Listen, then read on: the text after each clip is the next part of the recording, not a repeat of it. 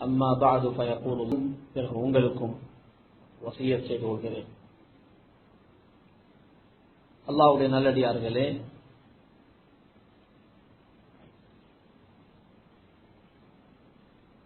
உலகத்தில் மனிதனுடைய வாழ்க்கை அவனுடைய நீண்ட பயணத்தில் ஒரு கட்டம் மட்டும்தான். வாழ்க்கையை பயணம் என்று எல்லோரும் சொல்கிறார்கள். ஆனால் இந்த பயணம் எங்கிருந்து ஆரம்பித்தது, எங்கு போய் முடிய போகிறது, ஏன் இந்த பயணத்தை செய்கிறோம் என்பதை பற்றி யாரும் யோசிப்பதில்லை. ஒரு நீண்ட பயணம் செய்கிற மனிதன் பல ஊர்களை கடந்து, பல மனிதர்களை கடந்து பயணம் செய்கிறான். அதுபோல் இந்த உலகத்தில் பயணம் செய்கிற மனிதன் பல கட்டங்களை கடந்து பயணம் செய்ய வேண்டியிருக்கிறது. இந்த உலகத்துக்கு நாம் வந்தது ஒரு அற்புதம். அல்லாஹு தஆலா நம்முடைய இந்த உடல்களை தாய்மார்களுடைய வயிறுகளுக்குள் வைத்து அற்புதமாக படைத்தான். அந்த இருள்களுக்குள் எந்த விதமான குறைபாடும் இல்லாமல் அந்தந்த உறுப்புகள் இருக்கிற இடங்களில் உருவாக்கப்பட்டு அற்புதமாக மனிதன் பிறக்கிறான். பிறந்ததற்கு பிறகு அவருடைய வளர்ச்சி குறிப்பிட்ட காலம் வரைக்கும் உலகத்தில் வாழ்கிறான். பிறகு அவன் இந்த உலகத்திலிருந்து செல்ல வேண்டிய நேரம் வரும் பொழுது அவனுடைய மரணமும் அற்புதமாக வந்து முடிகிறது. அவனால் மறுக்க முடியவில்லை. அவனுக்கே தெரியாது எப்படி தன்னுடைய வாழ்க்கையை முடியும் என்று. ஒவ்வொருவருக்கும் ஒவ்வொரு விதமாக அவன் நினைக்காத இடங்களில் நினைக்காத நேரத்தில் மரணம் வந்து விடுகிறது. பிறகு என்ன நடக்கிறது? இந்த பயணம் எதுவரைக்கும் தொடர இருக்கிறது? அல்லாஹு தஆலா நபிமார்களின் மூலமாக அந்த அறிவை நமக்கு சொல்லி தந்திருக்கிறான். உலகத்தில் நாம் ஒரு நீண்ட பயணம் செய்வதாக இருந்தால் நாம் அந்த பயணத்தை பற்றி தெரிந்து கொள்கிறோம். ஒரு விமான பயணம், ஒரு கப்பல் பயணம் என்றால் எந்தெந்த நாடுகளை தாண்டி நாம் செல்ல இருக்கிறோம், எந்தெந்த நாடுகளில் விமானம் தரையிறங்க இருக்கிறது, அங்கே எவ்வளவு நேரம் காத்திருக்க வேண்டும், சரியாக எந்த நேரத்தில் எந்த நாளில் நாம் குறிப்பிட்ட இடத்தை போய் சேர இருக்கிறோம் என்பதையெல்லாம் நாம் அறிந்து கொள்கிறோம். அதையும் தாண்டி சாப்பாடு என்ன கிடைக்கும் என்பதை பற்றி கூட நாம் தெரிந்து கொள்கிறோம். அப்படியெல்லாம் தெரிந்து கொள்வதற்கான ஏற்பாடுகள் இருக்கின்றன. அன்பான சகோதரர்களே, வாழ்க்கையில் நாம் செய்கிற இந்த நீண்ட பயணத்தை பற்றி நாம் தெரிந்து கொள்ள நினைப்பதில்லை. நாம் எங்கெங்கு செல்ல வேண்டியிருக்கிறது, எந்தெந்த இடங்களை கடந்து செல்ல வேண்டியிருக்கிறது என்பதையெல்லாம் நாம் யோசிப்பதில்லை. ஆனால் மார்க்கம் நமக்கு அதை காட்டி தந்திருக்கிறது. மரணம் வருகிறது. மரணத்துடன் நாம் ஜனாசாவை கொண்டு போய் கபரில் அடக்கம் செய்கிறோம். கபரில் வைக்கப்பட்டதற்கு பின்னால் அடக்கம் செய்தவர்கள் திரும்பி செல்வதற்கிடையில் அங்கே 2 மலக்குகள் வந்து மரணித்தவரை, அடக்கம் செய்யப்பட்டவரை எழுப்பி உட்கார வைத்து விடுவார்கள். உயிர் மீண்டும் வந்து சேர்ந்து கொள்ளும்.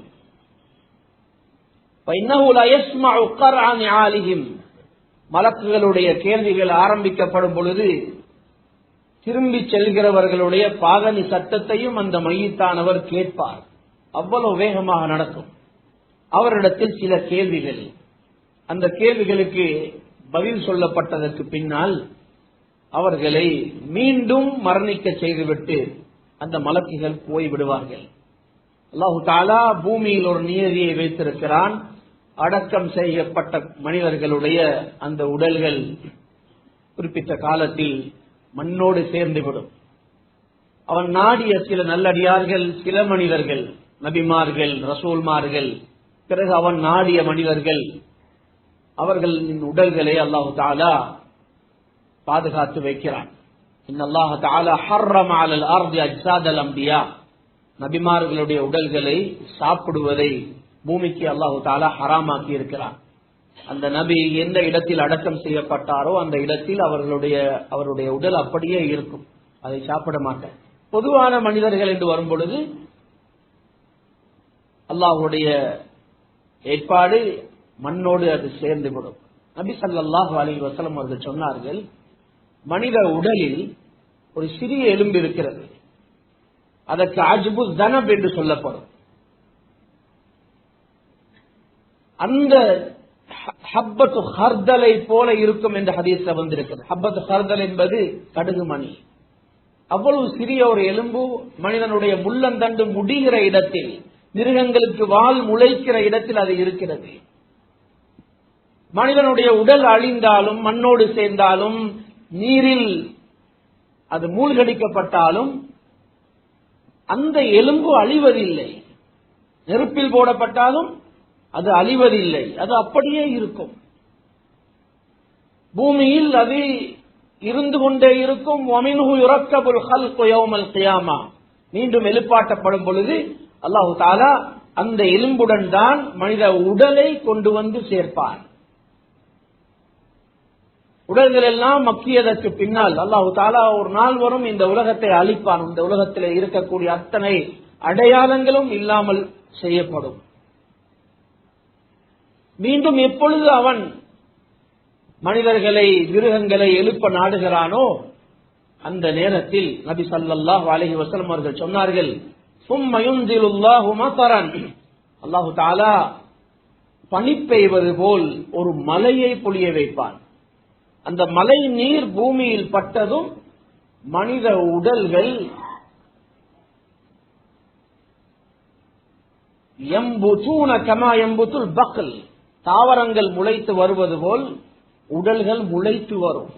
அந்த எலும்புடன் உடலுடைய எல்லா பாகங்களும் வந்து சேர்ந்து கொள்ளும். அது எங்கு இருந்தாலும் சரி, எல்லாமே வந்து சேர்ந்து கொள்ளும். பிறகு அல்லாஹு தஆலா அந்த உடல்களுக்கு ரூஹை கொடுப்பான். சும்ம யுன்ஃபஹு ஃபீஹி உக்ரா ஃபஇதா ஹும் கியாமுன் யன்துரூன், சூர் ஊதப்படும். சூர் ஊதப்பட்டதும் அந்த உடல்கள் எல்லாம் எழுந்து நின்று பார்க்க ஆரம்பிக்கும். குர்ஆன் தெளிவாக சொல்கிறது.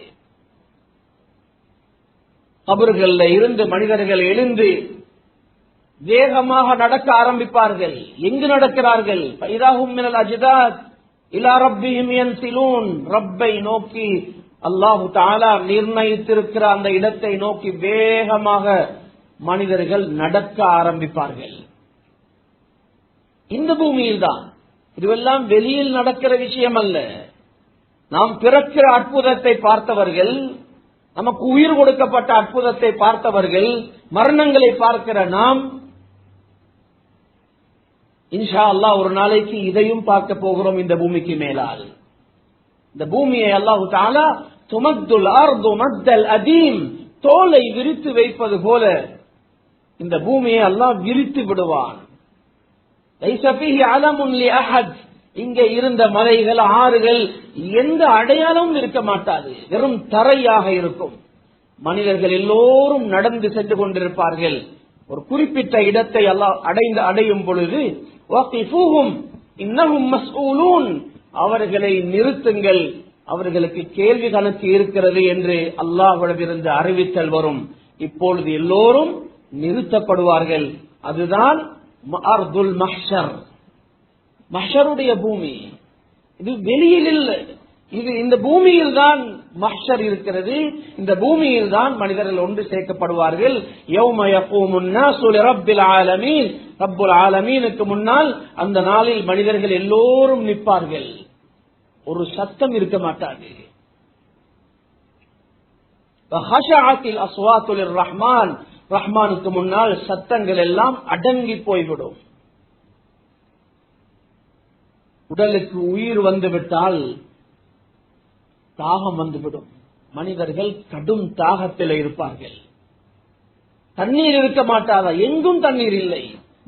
இப்படிப்பட்ட ஒரு சந்தர்ப்பத்தில் தான் அல்லாஹு தஆலா முதலாக நபியுல்லாஹி ஸல்லல்லாஹு அலைஹி வஸல்லம் அவர்களுக்கு ஹவுதை கொடுப்பான். அந்த ஹவுதுல இருந்து மக்களுக்கு நீர் புகட்டுவார்கள். அவர்களுக்கு பின்னால் இன்ன லிகுல்லி நபியின் ஹவுதா, ஒவ்வொரு நபிக்கும் ஹவுது கொடுக்கப்படும். அவர்களுடைய உம்மத்திலே அல்லாஹ்வை நம்பிய மனிதர்களுக்கு அவர்கள் தண்ணீர் புகட்டுவார்கள். அந்த தண்ணீரை குடித்து விட்டால் அதற்கு பின்னால் தாகத்தின் பிரச்சனை இருக்க மாட்டாது. மன் வரத ஷரிப் ஓமன் ஷரிப லா யத்மஉ அபதா. அந்த நீரை குடித்து விட்டால் அதற்கு பின்னால் தாகம் என்பதே வரமாட்டாது. பிறகு அல்லாஹு தஆலா அப்படியே நீண்ட காலம் அவர்களை வைத்து விடுவான்.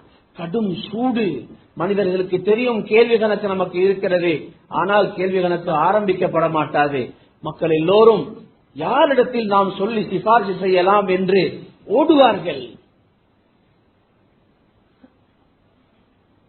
இறுதியில் நபியுல்லாஹி ஸல்லல்லாஹு அலைஹி வஸல்லம் அவர்கள் சொன்னார்கள், என்னிடத்தில் மக்கள் வருவார்கள், நான் சுஜூதில் விழுவேன்.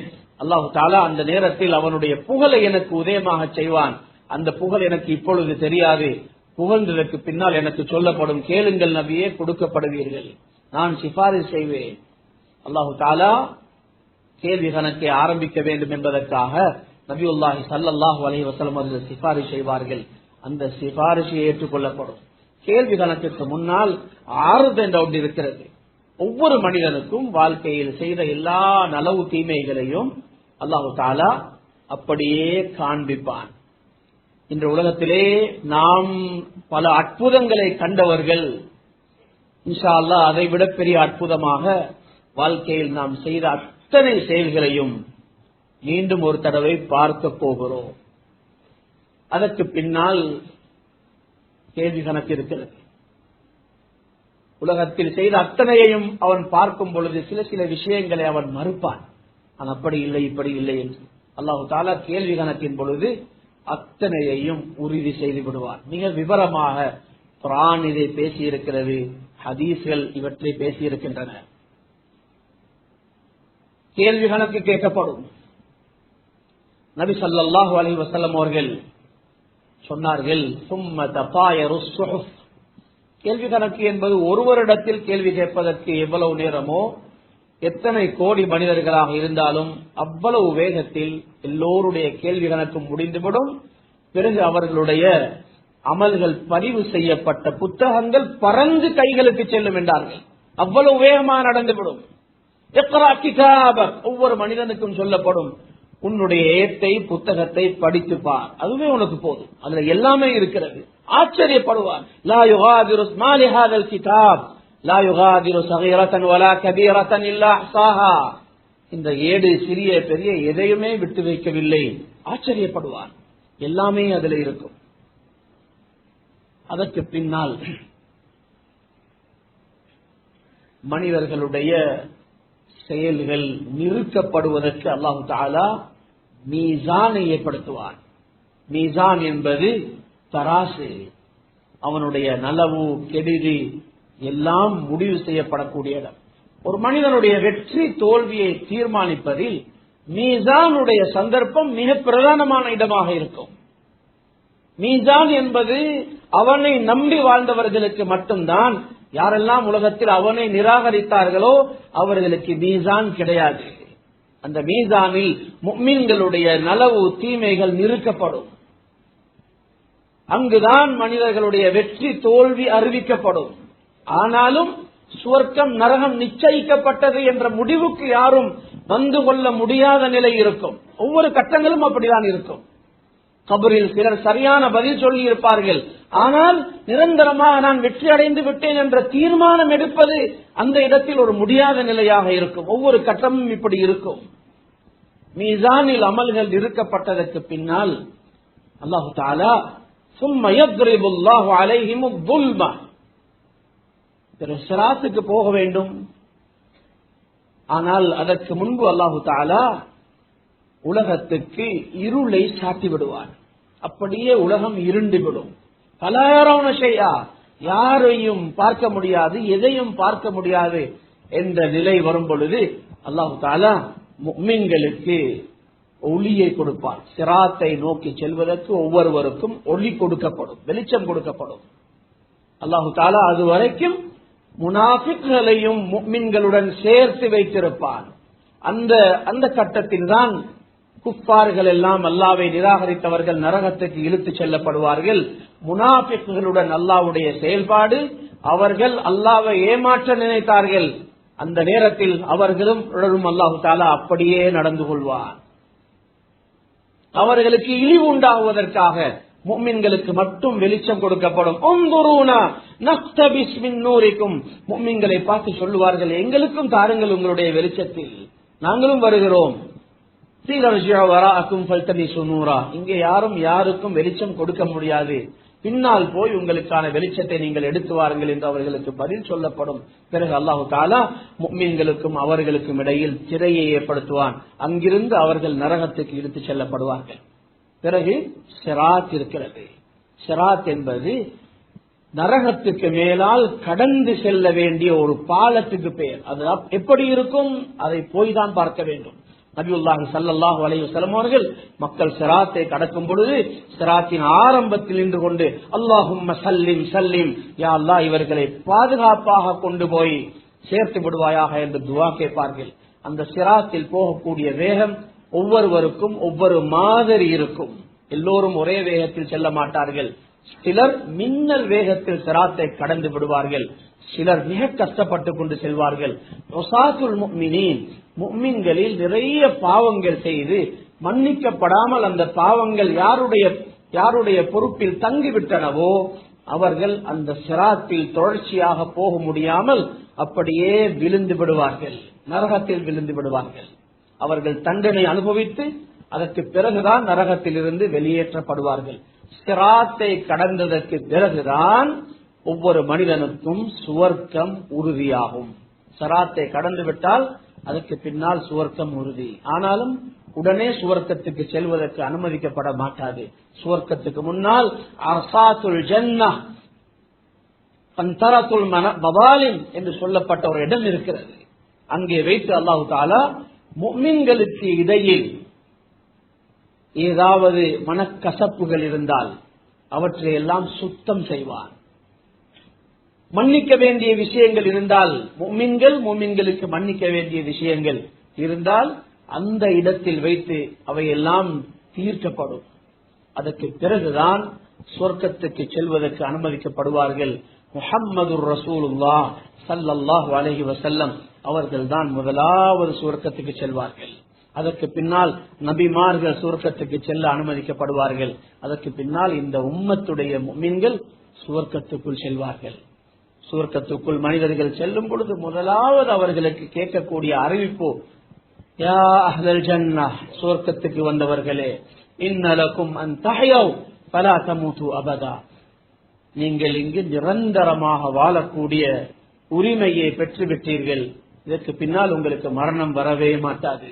வைன்னலக்கும் அன் தஷிப்பு ஃபலா தஹரமு அபதா, நிரந்தரமாக வாலிபர்களாக இருக்கிற வாழ்க்கையை நீங்கள் பெற்றுவிட்டீர்கள், இதற்கு பின்னால் உங்களுக்கு வயோதிபம் வரவே மாட்டாது. வைன்னலக்கும் அன் தஸிஹு ஃபலா தஸ்கமு அபதா, நிரந்தரமாக ஆரோக்கியமாக இருக்கிற வாழ்க்கையை நீங்கள் பெற்றுவிட்டீர்கள், இதற்கு பின்னால் உங்களுக்கு நோய் என்பது வரவே மாட்டாது. வைன்னலக்கும் அன் தன்அமு ஃபலா தபஅசு அபதா, இன்பமாக வாழ்கிற வாழ்க்கையை நீங்கள் பெற்றுவிட்டீர்கள், இதற்கு பின்னால் வாழ்க்கையில் உங்களுக்கு கஷ்டம் இல்லை. அன்பான சகோதரர்களே, இப்படிப்பட்ட ஒரு வாழ்க்கை நமக்கு கிடைத்துவிட்டால் உலகத்தில் நாம் பட்ட கஷ்டங்கள் எல்லாம் மறந்து போய்விடும். இந்த இன்பங்கள் எல்லாம் நமக்கு இன்பமாக தெரிய மாட்டார்கள். நாம் இவற்றை பற்றி எல்லாம் தெரிந்து கொள்ளாத காரணத்தினால் அல்லது யோசிக்காத காரணத்தினால் இந்த உலகம் நமக்கு பெரிதாக தெரிகிறது. மஹ்ஷருடைய காலம் மட்டும் 50,000 வருஷங்கள் என்று குர்ஆன் சொல்கிறது. 50,000 வருஷங்கள். நாம் இந்த உலகத்துக்காக எவ்வளவு பெரும் முயற்சி செய்கிறோம். இந்த வாழ்க்கை எத்தனை வருஷங்கள் என்று கூட நமக்கு தெரியாது. நாம் பெரிய ஏற்பாடுகள் செய்துவிட்டோம் என்ற காரணத்தினால் நீண்ட ஆயுள் நமக்கு கொடுக்கப்படுவதில்லை. மக்கள் 30 மரணிக்கிறார்கள், 40 மரணிக்கிறார்கள், 50, 60, எப்படியோ 100 முன்னால் எல்லோரும் மரணித்து விடுகிறார்கள். அதை தாண்டி பெரும்பாலும் மனிதர்கள் வாழ்வதில்லை. இதற்காக இவ்வளவு கஷ்டப்படுகிறோம், இவ்வளவு யோசிக்கிறோம், இதை பற்றி எப்படி எப்படியெல்லாம் பேசுகிறோம். இங்கே கிடைக்கக்கூடிய சந்தோஷங்கள் நமக்கு எவ்வளவு பெரிய சந்தோஷமாக தெரிகிறது. இங்கே படுகிற கஷ்டங்களை நாம் கஷ்டம் என்று நினைக்கிறோம்.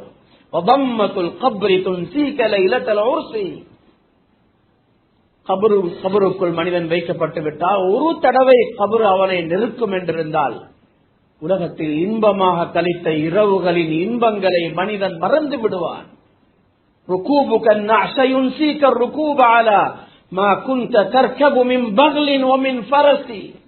மனிதனே, நீ நல்ல நல்ல வாகனங்களில் எல்லாம் பயணம் செய்கிறாய்.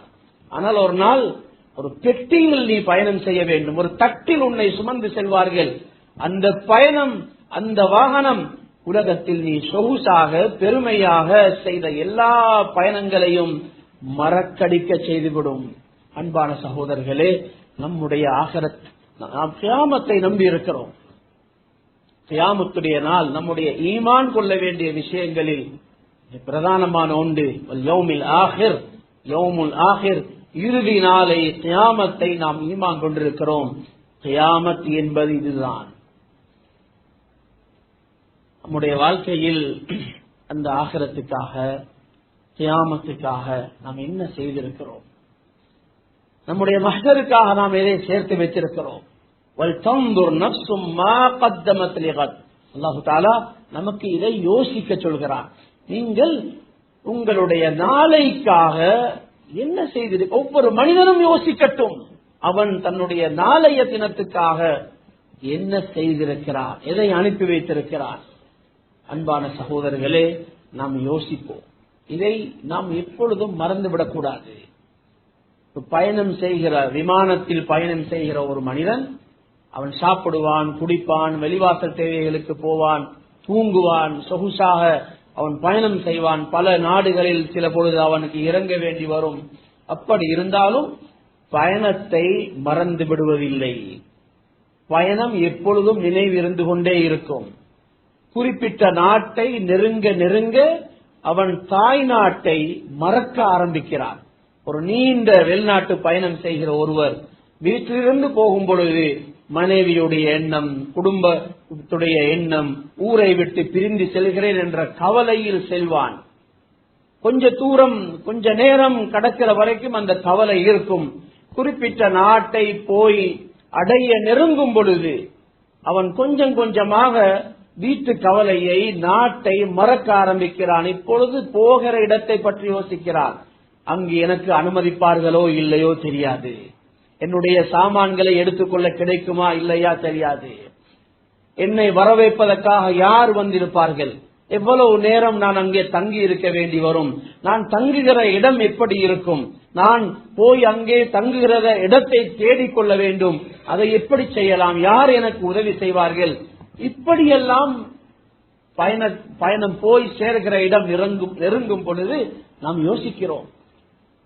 அன்பான சகோதரர்களே, நம்முடைய வாழ்க்கையின் ஆரம்ப பகுதிகள் ஏதோ உலகத்தில் பெரிய பெரிய சொத்துக்களை வாங்க வேண்டும், நிறைய சம்பாதிக்க வேண்டும், சேர்த்துக் கொள்ள வேண்டும், அது இது என்று கழிந்திருந்தாலும் வாழ்க்கையின் ஒரு பகுதியை அடையும் பொழுது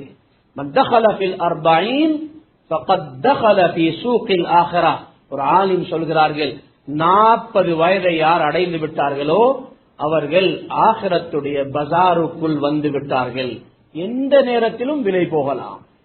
இந்த நிலைக்கு வந்ததற்கு பின்னாலும் துனியாவை கட்டி எழுப்ப வேண்டும், அது செய்ய வேண்டும், இது செய்ய வேண்டும் என்ற கவலைகளை விடவும் போகிற இடத்தை பற்றிய அந்த சிந்தனை நமக்கு அதிகரித்து விட வேண்டும். அன்பான சகோதரர்களே, இதை எப்பொழுதும் நாம் ஞாபகம் வைத்திருப்போம். நாம் இதை நம்முடைய குடும்பங்களில் மனைவிமார்களுடன், பிள்ளைகளுடன் இவற்றை பேச வேண்டும். அவர்களை எப்பொழுதும், உலகத்தில் மக்கள் எதிர்காலம் எதிர்காலம் எதிர்காலம் என்று சொல்கிறார்கள். எதை சொல்கிறார்கள்? இந்த சில நம்பிக்கை இல்லாத வருஷங்களை எதிர்காலம் என்று சொல்லி சொல்லியே ஏமாற்றி விடுகிறார்கள். நம்முடைய உண்மையான எதிர்காலம் என்பது நம்முடைய ஆகிரத்துடைய வாழ்க்கை தான். அதற்குரிய தயாரிப்பை செய்து கொள்வோம். அல்லாஹு தஆலா நம் அனைவருக்கும் அருள் செய்வானாக. யா அல்லாஹ், நம்முடைய பாவங்களை மன்னிப்பாயாக, நம்முடைய பெற்றோர்களை மன்னிப்பாயாக, முஃமினான ஆண்கள் பெண்கள் அனைவரையும் மன்னிப்பாயாக. وآخر دعوانا